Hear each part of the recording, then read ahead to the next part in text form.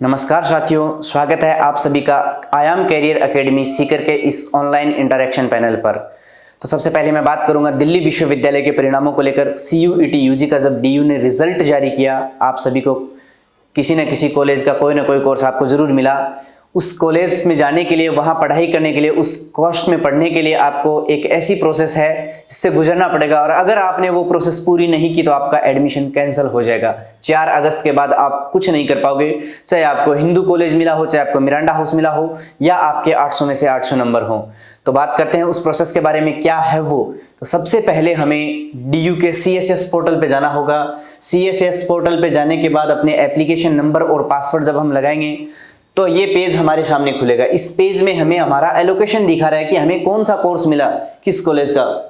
जब हमने ये कोर्स खोला तो हमें पता चला BA प्रोग्राम मिला हिंदी और history doctor BR Ambedkar college से। डॉक्टर BR अम्बेडकर कॉलेज में जाने के लिए, पढ़ने के लिए हमें जो चीज़ ज़रूरी है वो है इस कोर्स को एक्सेप्ट करना, स्वीकार करना। सर वो एक्सेप्टेंस कहाँ मिलेगी हमें, वो कहाँ है वो चीज़ जहाँ से हम एक्सेप्ट कर सकते हैं।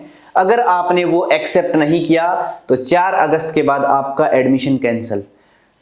तो जो यूजर एक्शन दिखाया जा रहा है यहाँ पे एक पीले अक्षरों में लिखा होता है एक्सेप्ट। अगर आपको ये कोर्स स्वीकार है और आप DU में जाना चाहते हैं तो आपको वो एक्सेप्ट करना पड़ेगा।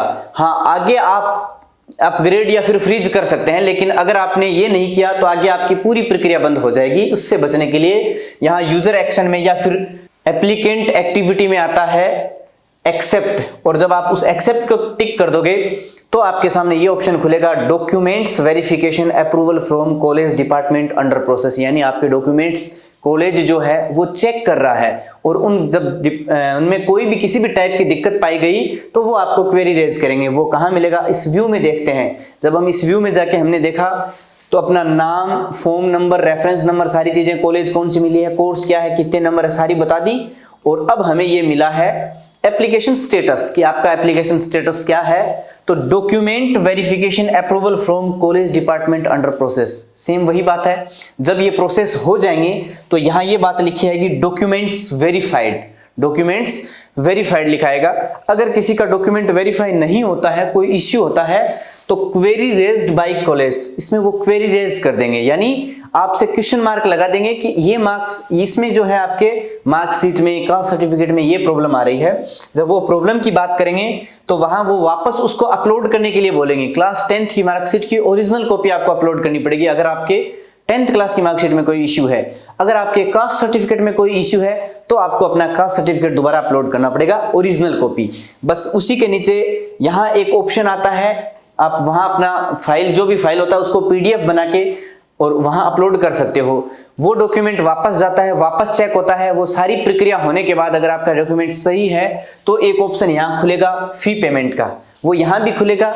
इसके अलावा अपन देखें तो वो यहाँ इस प्रोसेस में भी खुल जाएगा, वो यहाँ भी खुल जाएगा फी पेमेंट का। वहां से आप अपनी फी पे कर सकते हो। फी पे करने के बाद कुछ टाइम लगेगा, उस कुछ टाइम के बाद आपके सामने अपग्रेड और फ्रीज का ऑप्शन है। तो यहां से एक बात निकल के आई, सबसे पहले अगर आपको एडमिशन लेना है DU में तो आपको वो जो आपका कोर्स है वो एक्सेप्ट करना पड़ेगा। एक्सेप्ट करने के बाद आपको फी पे करनी पड़ेगी, और फी पे करने के बाद अगर चाहते हो आप अपग्रेड करना तो आपको वो कोर्स अपग्रेड, वो तो मिल ही जाएगा। उसके बाद फिर अपग्रेड के बारे में आप बढ़ोगे, या फिर आप चाहते हो नहीं वो मेरा कोर्स, वो कॉलेज मेरे को ठीक है मेरे लिए, तो वहां से आप उसको फ्रीज भी कर सकते हो। ये पूरी प्रोसेस थी DU की। अगर आप इस प्रोसेस से नहीं गुजरते हो, यानी एक्सेप्ट नहीं करते हो, डॉक्यूमेंट वेरीफाई नहीं करवाते हो, फी पे नहीं करते हो, तो 4 अगस्त के बाद आपका एडमिशन कैंसिल माना जाएगा। अगली लिस्ट जो DU की 7 अगस्त को आने वाली है। मैं आशा करता हूं आपको ये सारी जानकारी समझ में आई होगी। अगर फिर भी कोई इश्यू आता है तो टीम आयाम आपके लिए 24/7 तैयार है। इसके अलावा किसी पर्टिकुलर कॉलेज में कोई डॉक्यूमेंट से रिलेटेड कोई, या आपको पूछना हो कि हॉस्टल मिलता है, फी कितनी पे करनी पड़ती है, वो सारी जानकारी के लिए आप प्रत्येक कॉलेज के इसमें नंबर दिए हुए हैं, इस नंबर पे आप बात करके पूछ सकते हो। जैसे आचार्य नरेंद्र देव कॉलेज जो है उससे अगर बात करना आपको तो चंद्रकांता समल है, नंबर पे आप बात कीजिए। आपकी जो भी प्रॉब्लम है वो सारी समस्या का समाधान ये करेंगे। आशा करता हूं ये सारी जानकारी आपको समझ में आई होगी, बढ़िया तरीके से बताने की कोशिश की है। धन्यवाद।